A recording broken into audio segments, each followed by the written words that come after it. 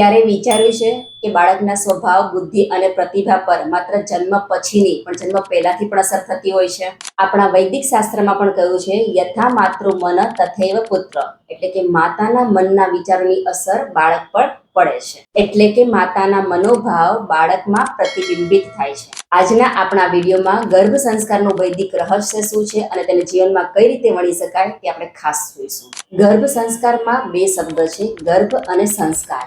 ગર્ભ એટલે ગર્ભમાં રહેલું બાળક અને સંસ્કાર એટલે શુદ્ધિ, ઘડતર અને પોષણ. આપણા શાસ્ત્રોમાં 16 સંસ્કારનું વર્ણન કરવામાં આવ્યું છે. તેમાંનો એક પહેલો સંસ્કાર છે ગર્ભાધાન સંસ્કાર. મહાભારતમાં આપણે અભિમન્યુની વાર્તા સાંભળી છે, જેમાં માતા સુભદ્રાના ગર્ભમાં જ્યારે અભિમન્યુ હતા ત્યારે ચક્રવ્યૂહનું જ્ઞાન તેને ગર્ભમાંથી જ મળ્યું હતું, જે બતાવે છે કે માતાના વિચારો અને જે પણ કંઈ સાંભળે છે તેની અસર આવનારા બાળક પર પણ પડે છે.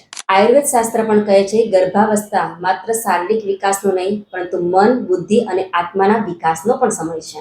માતાનું મન પ્રસન્ન અને શાંત હશે તો બાળકના મન ઉપર પણ તેની સીધી અસર પડે છે. ગર્ભાવસ્થામાં જો બાળકને સંગીત, શ્લોક અને ધાર્મિક વાર્તાઓ જો સંભળાવવામાં આવે છે તો બાળકના સ્વભાવ અને મન ઉપર તે અંકિત થાય છે. આપણી પ્રાચીન એક સ્ટોરી તમે સાંભળી જ હશે કે ઋષિ કણવના આશ્રમમાં ગર્ભવતી સ્ત્રીઓને સવારે ગાયત્રી મંત્ર અને સાંજે વિષ્ણુ સહસ્ત્ર નામનો પાઠ કરાવવામાં આવતો હતો. તેના કારણે માતા અને ગર્ભ બંનેમાં શાંતિ અને તેજ બની રહે. મોડર્ન સાયન્સે પણ રિસર્ચ કર્યું છે કે 90% બાળકના મગજનું ફાઉન્ડેશન ગર્ભમાં જ બને છે. માતાના હોર્મોન્સ, ખાસ કરીને કોર્ટિસોલ, બાળકના ઇમોશનલ સ્ટેબિલિટી પર અસર કરે છે. સકારાત્મક વિચાર, ધ્યાન અને શાંત વાતાવરણથી સ્વસ્થ મગજનો વિકાસ થાય છે. આપણા સંસ્કૃતિની વાત કરીએ તો રેગ્યુલર ગર્ભવતી સ્ત્રીએ ઘરમાં ગાયના ઘીનો દીવો કરવો જોઈએ, દૈનિક પૂજા કરવી જોઈએ અને ઘરમાં શાંતિપૂર્ણ વાતાવરણ રાખવું જોઈએ. ગર્ભવતી સ્ત્રીઓએ ઘરમાં તણાવ, ઝઘડો અને નકારાત્મક વાતાવરણથી દૂર રહેવું. આપણા વેદોમાં પણ ગર્ભવતી સ્ત્રીઓને સુગંધિત ફૂલો, સુગંધિત તેલ અને સુંદર મજાના દ્રશ્ય સાથે કનેક્ટ થવાની વાત કરી છે. આને હવે પ્રેક્ટિકલી આપણે ઇમ્પ્લિમેન્ટ કઈ રીતે કરી શકીએ તે જોઈએ. મોર્નિંગમાં તમારે 10 મિનિટ મેડિટેશન, ગાયત્રી મંત્ર અને પ્રાણાયામ કરવાના છે. બપોરે વૈદિક રહસ્ય અને સકારાત્મક પુસ્તકનું વાંચન કરવું. સાંજે વીર રસ અને અદ્ભુત રસને લગતું શાંત મ્યુઝિક સાંભળવું.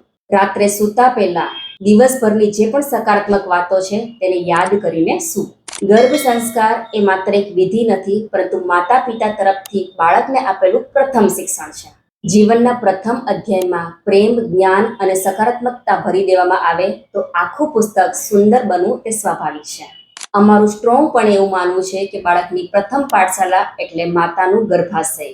કમેન્ટ કરો ગર્ભ સંસ્કાર અને આવનારા ગર્ભ સંસ્કાર ઉત્સવની ડિટેલ મેળવો.